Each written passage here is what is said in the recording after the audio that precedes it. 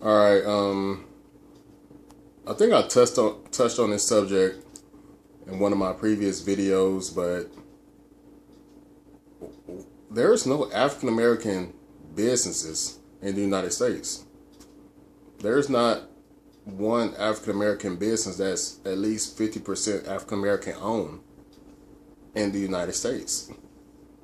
Now, a lot of people will argue, no, African Americans, they will argue, because that's what we like to do.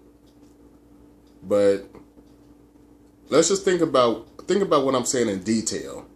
And that's the one thing African Americans who question what I'm saying about African American businesses don't understand. I'm not talking about just owning a company. Okay, anyone can really own a company. It's not that hard. But do you own the actual business through and through? Is what I'm asking. That's what I'm trying to tell people. Only African Americans, because pretty much everyone else knows this logic, but African Americans, we tend not to even think about this logic. Not even logic, actually just flat out proven facts. For instance, if you're watching this, let's say you're watching this on, obviously it's the internet, but you're watching it on your desktop. Okay, take a look around the room that you're in. What in the room is by an African American business? No matter if it's foreign or domestic, or African business, period. Your desktop is not made by African or African American. Okay, let's take your clothes. Let's say you're wearing an African American brand product, like I think it's what Sean John or Jay-Z or Beyonce's or any African American quote unquote clothing label. Let's say you have a shirt that basically saying, no, this is Jay-Z's shirt. No, he owns this business. This is his clothing line. No, it's not. Only thing he owns is the label. Basically the symbol of that clothing line. But what about the material that it's made out of? Does he own the factories that basically sew, dye, cut the material? No, he doesn't. Okay, what about just the material being just grown? The cotton, polyester. Does he own those farms? No, he does not. What about the machinery used to farm the cotton from the fields? Does he own the patents to the designs? No, he does not. What about the material that the machines are being used to pick the cotton? No, the metal, the rubber, the glass. Does he own any part of any company that makes these materials to make his product? No, he does not. I'm using Jay-Z because that's a popular name. But I'm talking about any African American quote unquote business. What percentage do you actually own? If he owns just a symbol, that's what, 5% of your product that you own, the symbol. But what about the little stuff? Actually it's really not little stuff from a business standpoint. It's actually major.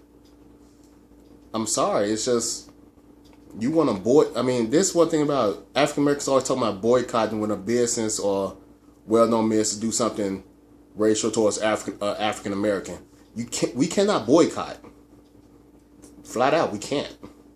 What are we gonna do? If you look around in your place right now, or put it like this, look around.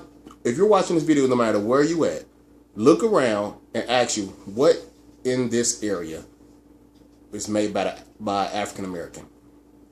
You can't find anything that's made by African American. If you do, it'd be something like I can't even say a keychain, because I don't think we don't own any metal factories, no steel factories, none of that.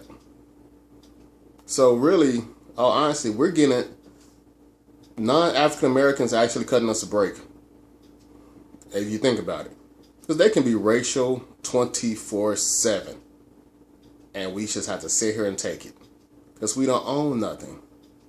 So actually, I like to say every non-African American, I like to say thank you for not being so racist, not being so judgmental.